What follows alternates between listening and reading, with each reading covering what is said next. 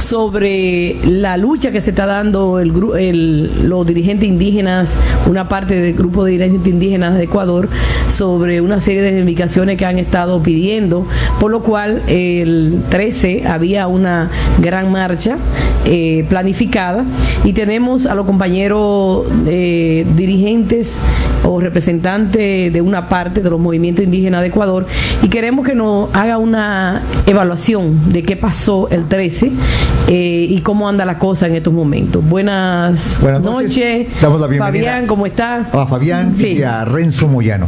Mucho gusto, gracias. Bueno, muchas gracias. Sobre todo un cordial saludo a los compañeros que nos escuchan a través de este medio. Quisiera hacer un cierto balance, fundamentalmente cuando hoy el día de ayer en la noche, el movimiento indígena encabezado por la CONAIE y los distintos sectores sociales del país tomaron el levantar la medida de hecho. No como una pérdida que lastimosamente el gobierno no entiende y habla de fracaso del movimiento indígena, o habla del fracaso de los indígenas, como él dice. Yo creo que, escuchando un poco lo que decía la compañera, que uno no tiene que tener una definición ideológica, yo creo que los movimientos indígenas a través de la historia hemos estado muy claros con lo que nosotros somos y con lo que nosotros queremos. Es muy singular hablar de uno o de dos o tres dirigentes, cuando más, que se han vendido o han vendido su conciencia a la estabilidad económica que el gobierno nacional les ha podido ofrecer. Pues considero que el movimiento indígena, junto con los distintos sectores sociales, le han considerado no el levantamiento indígena, sino el levantamiento del pueblo ecuatoriano. Y ese es lo máximo que hemos alcanzado, que un levantamiento donde ha habido una solidaridad donde la gente del mercado ha venido con sus cositas para compartir. La gente del pueblo ha compartido con agua, la gente de la calle se ha unido a compartir para que siga este proceso. Sin embargo, yo creo que la represión brutal que ha recibido el pueblo ecuatoriano, no solamente el movimiento indígena, en todas las provincias del país, y con las medidas de hecho fundamentalmente muy bien planificadas, con la supuesta erupción del Cotopaxi, las medidas de excepción que tomó el gobierno, pues ha iniciado una infiltración dentro de las comunidades, un allanamiento a las viviendas de las casas, una brutalidad excesiva frente a los niños, mujeres, ancianos de la tercera edad. Y eso lo pueden ver en cualquier página social que los compañeros han podido subir con muchísimo temor, porque hasta eso el presidente de la República lo ha condenado. Bueno, déjeme preguntarle algo, Fernando, discúlpame que te interrumpa, Fernando.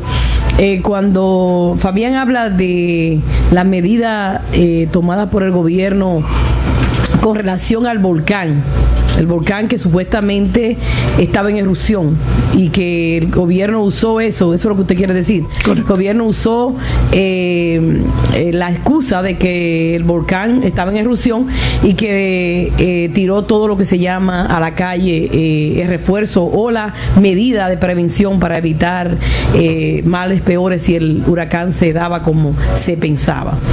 Me gustaría, no sé, pero yo en cierta manera pienso, y si no se hubiesen tomado la medida y el huracán se hubiese desarrollado como él pensaba, ¿qué hubiese pasado entonces? Bueno, la medida de excepción, pues es un control absoluto. Pasan los militares a tener el control de la ciudadanía. Los ciudadanos perdemos ciertos derechos. Sí. Entonces, de alguna manera, empieza a atemorizar a la sociedad. Y se aprovecha de ese espacio que supuestamente hay o sea, no se justifica desde ningún punto de vista. La erupción está en una zona céntrica del país, pero las medidas que se toman es a nivel nacional. Por ejemplo, en las Islas Galápagos, ¿cómo puede afectar en el caso de que hubiera una erupción? Okay. ¿Cómo puede afectar en la Amazonía la distancia? Inclusive en Quito mismo. ¿Cómo podría afectar la erupción? Cuando si se hubiera dado, básicamente afectaría a una zona, y me parece correcto, si es que se lo toma, pero que se lo tome dentro del marco legal o jurídico y territorial, donde afectaría al sector donde está el volcán, sí, y no todo el territorio nacional. Fernando. Terminó el paro. Terminó el paro el día de ayer, en la noche. Las voces oficiales hablan de que fue derrotada la oposición, la gente que está en contra. Yo quiero nada más hacer dos puntualizaciones. La primera es que el presidente Correa está buscando una reforma a la Constitución para poder presentarse a un nuevo periodo. Correcto. Ese es uno. El segundo, este paro se hace en una zona en donde ahora hay explotación petrolera, minera. Sí. Y el presidente Correa había dicho desde un principio que no iba a permitirlo. Ahora está dando una reversión a eso. La realidad, ¿cuál es? El presidente está camufleando una con otra cosa para poder impulsar. Usted, como parte de la oposición, ve que con un Congreso a modo del presidente Correa, con o sin o con en contras de la mayoría o de la minoría de la población, ¿va a poder reformar la Constitución? Bueno, yo creo que puntualicemos algunos aspectos. Primero, el presidente, ¿cómo llegó al poder? Es apoyado por todos los sectores sociales.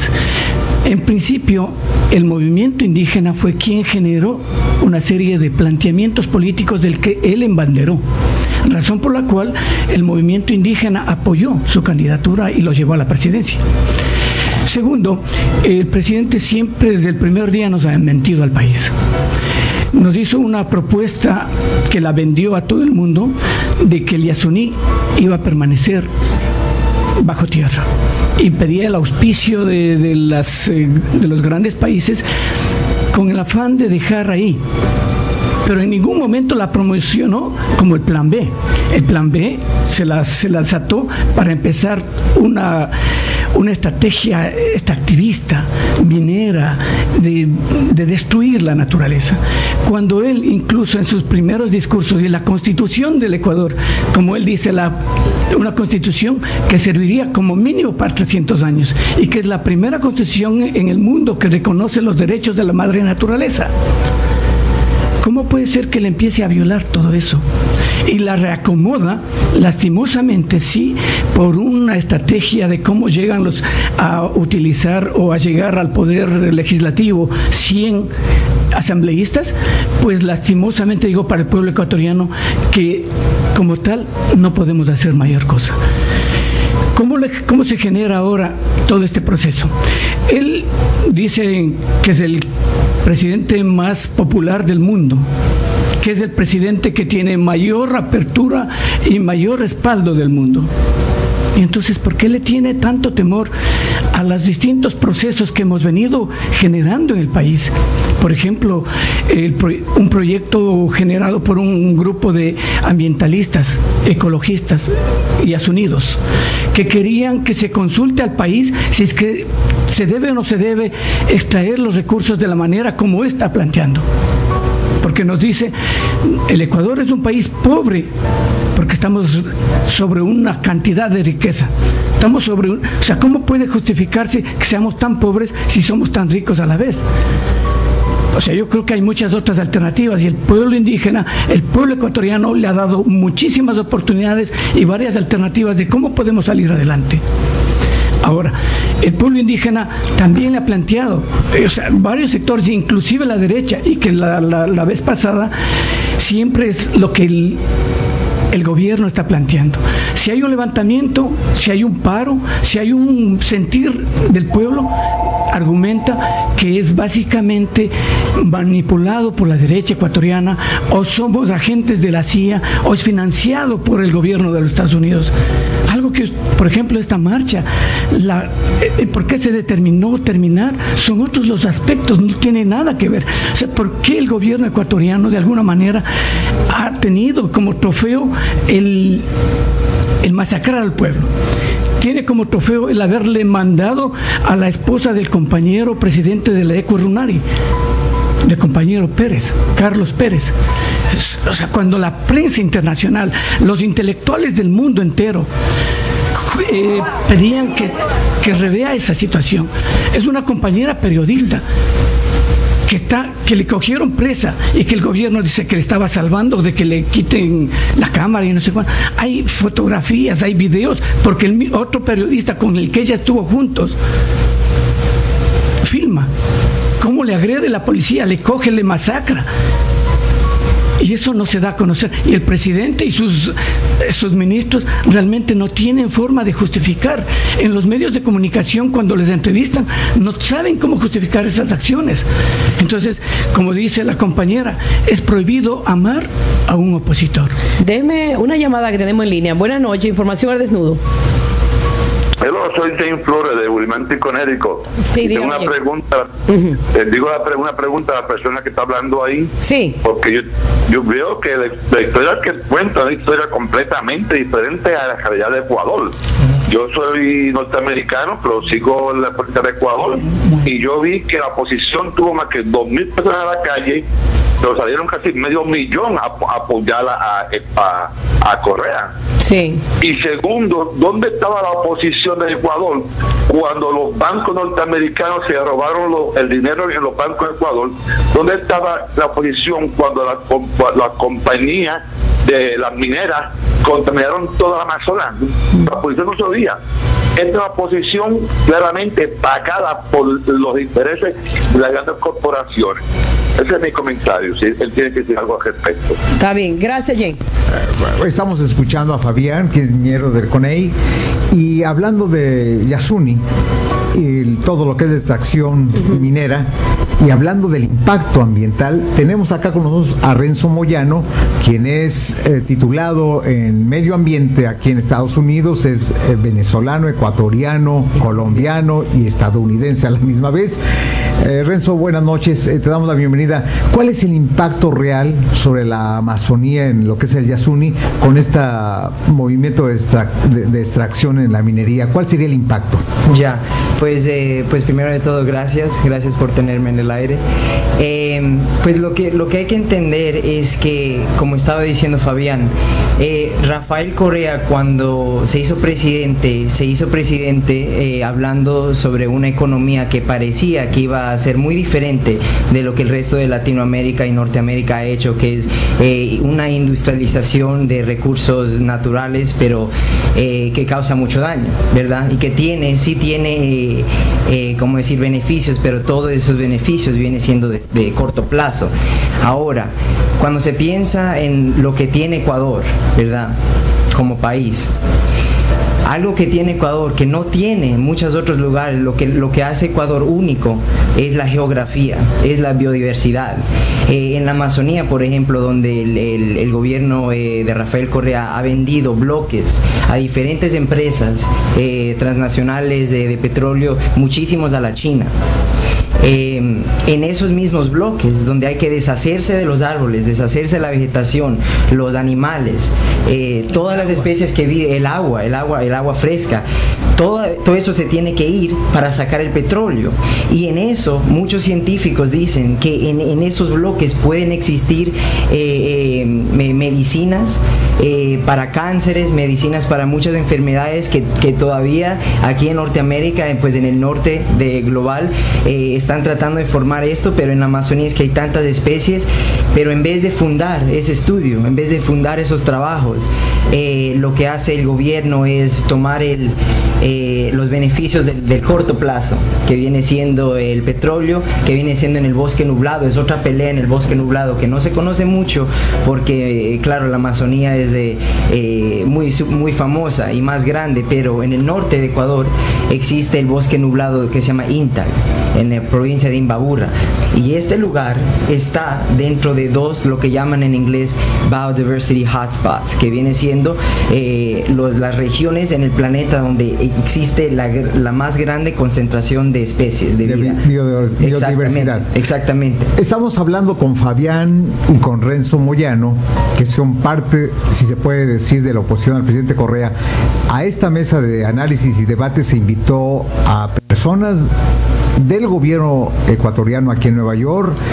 Quedaron formalmente de venir aquí al estudio, desgraciadamente no han llegado hasta esta hora. Ellos sabían que tenía que ser 7:30 de la noche, por lo tanto no tenemos una réplica, pero estamos hablando con dos importantes figuras de lo que está pasando. Renzo, pero, se creó Fernando, sería bueno que los compañeros también contestaran la pregunta adelante. Del Radio Escucha. Bueno, qué pena que lastimosamente quienes tienen los medios de comunicación, no así como nos planteó la semana pasada y por falta de tiempo no pudimos argumentar.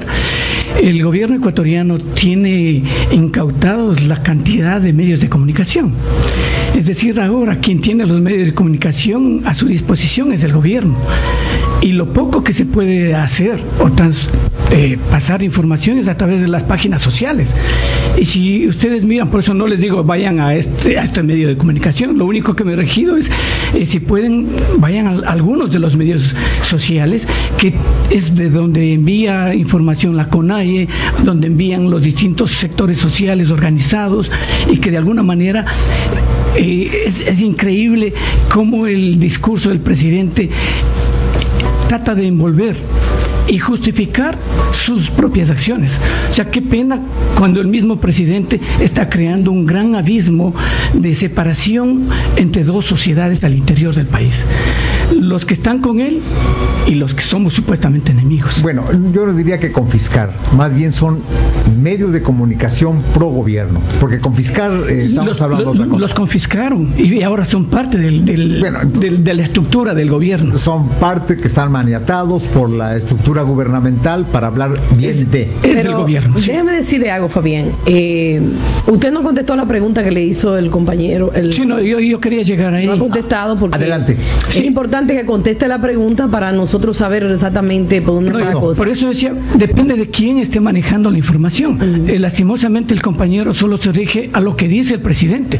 Pero ¿por qué no ve a los medios de comunicación alternativos? ¿Cuál es la realidad de la oposición respecto al punto de la pregunta? Él decía que el gobierno recaudó 500,000 o no sé cuántos en la Plaza de la Independencia. Lastimosamente en la plaza no entran más que 100,000.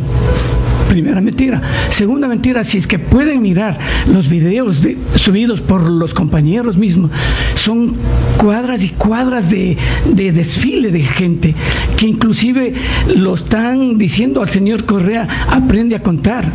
1, 2, 3, 4 pelagatos, como así nos llama. Dice, no, lastimosamente tiene 2 dedos, pero de frente.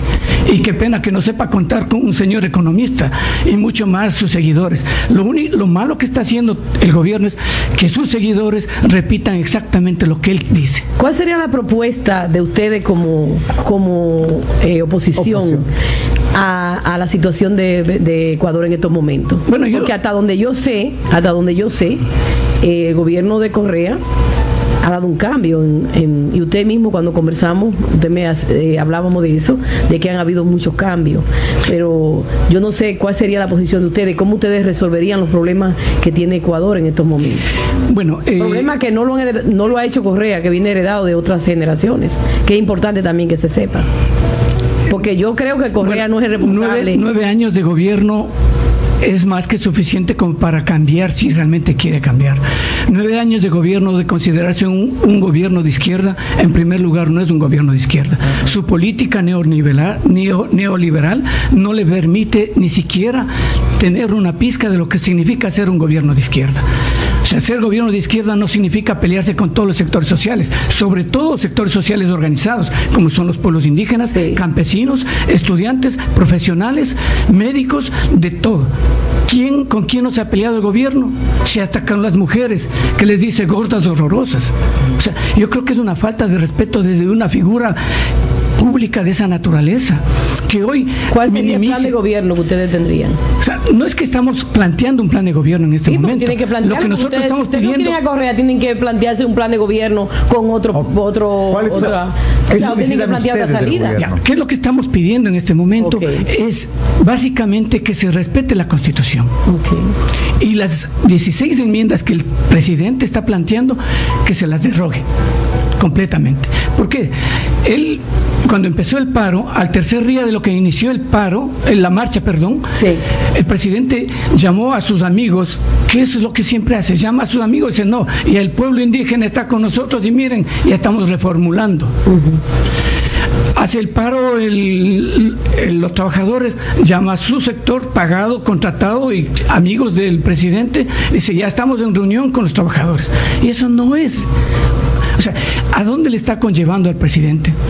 Su nepotismo, su falta de apertura a un diálogo, verdadero diálogo, que se está acabando él mismo su propia fosa. Bueno. Lastimosamente no estamos entrando en un proceso de entendimiento, y él, como figurar políticamente, no va a permitir que las elecciones próximas ni siquiera, yo creo que él debería ser mucho más estratégico. Quizás sus asesores no le están permitiendo entender claramente que los clamores, ya no de los 4 pelagatos, sino de miles, y cada vez por su actitud prepotente, arrogante, lo que está haciendo es perder cada vez la posibilidad de un mejor entendimiento con las bases y con los sectores sociales. Bueno, yo tengo entendido que el gobierno de Correa llevó a la justicia a ExxonMobil, y que logró ganar, eso tengo yo entendido. Correcto.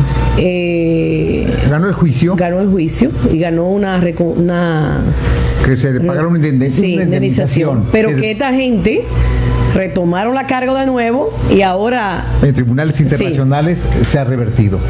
Correcto. Entonces, pregunto yo, incluso él lo manifestó y eso se fue en todos los medios de comunicación. Yo no entiendo entonces cómo es que Correa puede tener doble moral, doble discurso. Por un lado ataca la destrucción del medio ambiente y por otro lado lo destruye. Yo no entiendo eso. O sea, para mí eso es contraproducente. Yo no puedo entender eso. Exactamente, eso es a donde yo quería llegar.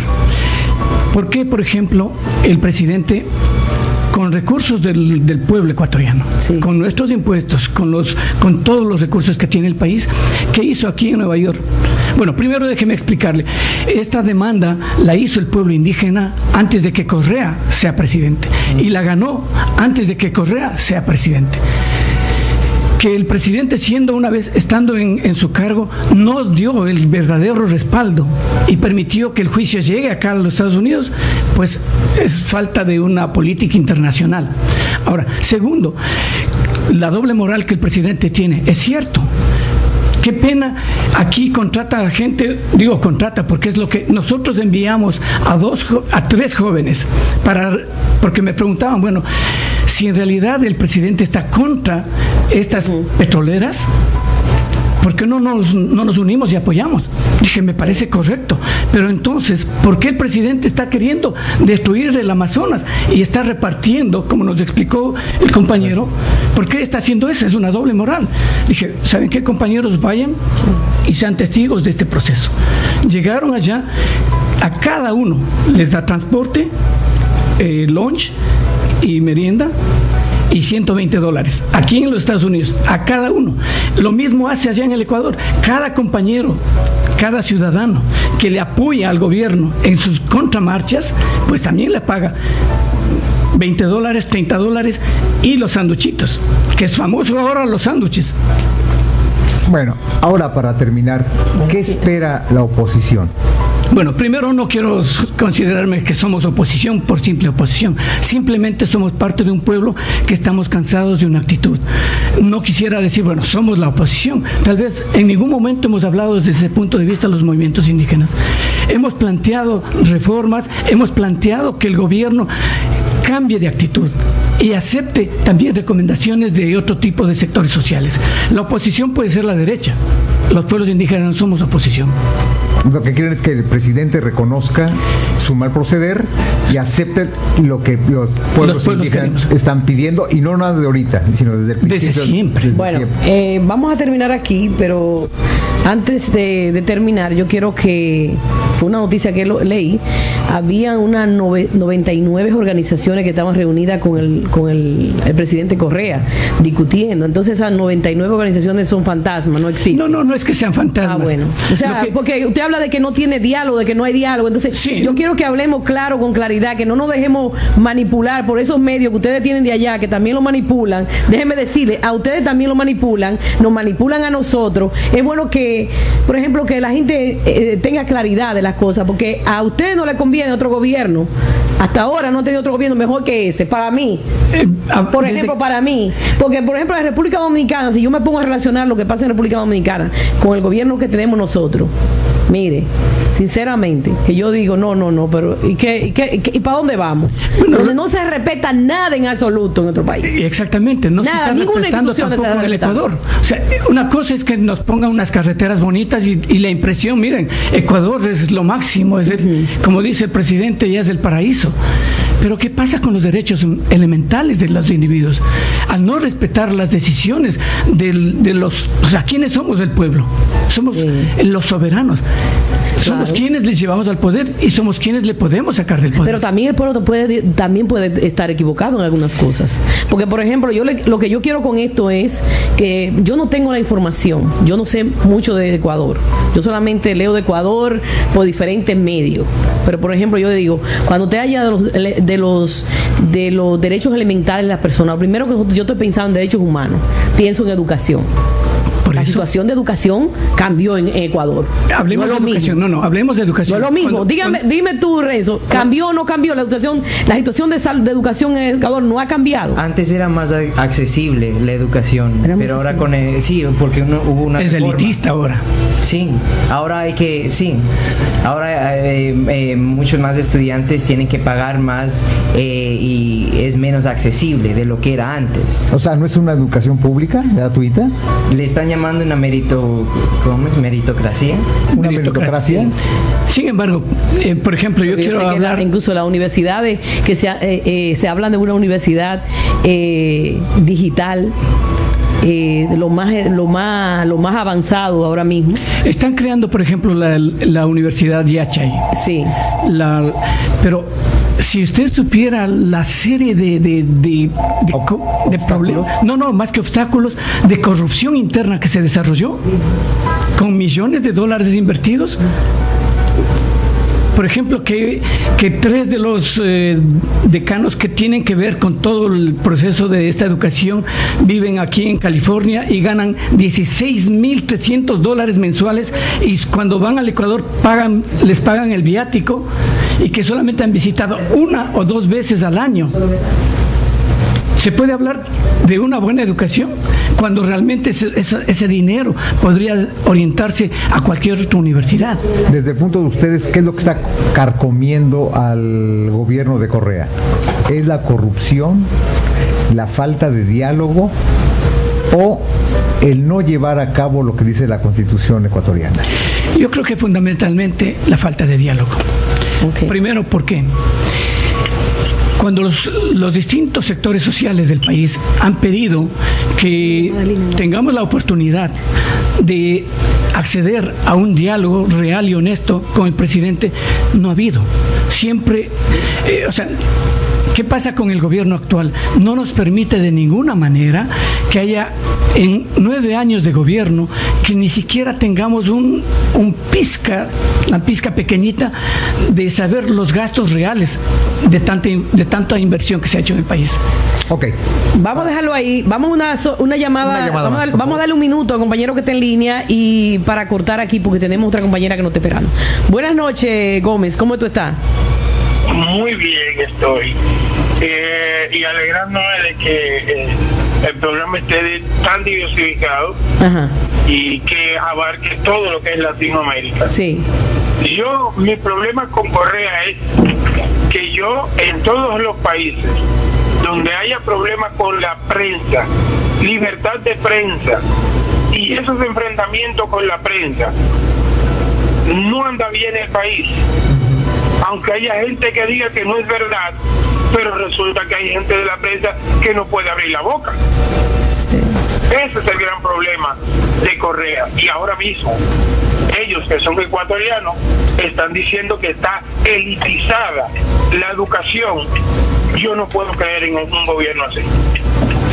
Bueno, buenas noches. Buenas noches. Muchas gracias. Vamos a dejarlo aquí. Esto es una discusión que hay que seguirla. Fabián, el tiempo se nos acabó, pero nosotros lo vamos a evitar de nuevo porque queremos eso que usted está pidiendo. Usted habla de las cosas que yo he visto que usted me está hablando con claridad. Me está hablando de que no hay diálogo, de que no se ha dicho al pueblo en qué se ha invertido el dinero que ellos han logrado quitarle a los ricos, porque realmente ese dinero se le ha quitado a los ricos. Porque, por ejemplo, cuando la venta de petróleo que se vendió en la tierra y después la nueva negociación que hizo el gobierno cuando llega al poder, ha sido un dinero que ha llegado al gobierno. Claro. Entonces, la situación económica de Ecuador cambia en ese sentido, pero usted no sabe dónde ha invertido ese dinero. Entonces, sí, las lindas carreteras, lo que o sea, todo ecuatoriano que le preguntan, pero es que las carreteras están bonitas. Y sobre el problema del pago de las pensiones, pienso también que la gente habla de que eso es un logro del gobierno actual. Antes no se pagaba. Más bien habría que considerar que el 40% de los recursos que el Estado tiene una responsabilidad con los afiliados al IES, que es parecido acá a las jubilaciones, sí, pues el gobierno simplemente ya nos quitó esa posibilidad. Digo, nos quitó porque yo también estoy cerca de la jubilación. Pues bueno, lo vamos a dejar ahí. Fernando, termina tú. Bueno, nada más quiero agradecer a nuestros dos invitados y recordarle a los radioescuchas que se invitó a la parte del gobierno, a los representantes del gobierno ecuatoriano aquí en Nueva York, quedaron formales, confirmaron su presencia, no vinieron para hacer no nada más un diálogo de sordos o un monólogo. No tuvimos cómo responder a nuestros invitados. Renzo Moyano y a Fabián no son la oposición, pero son parte de CONAHY. Muchísimas gracias por su presencia y esperamos que no sea la última vez, porque Ecuador va a dar mucho de qué hablar, especialmente ahora que se habla de que hay una ola en contra de los gobiernos populistas, o como se le quiera llamar, empezando con Venezuela, Ecuador, Brasil, Bolivia y Argentina. Muchísimas gracias y buenas noches.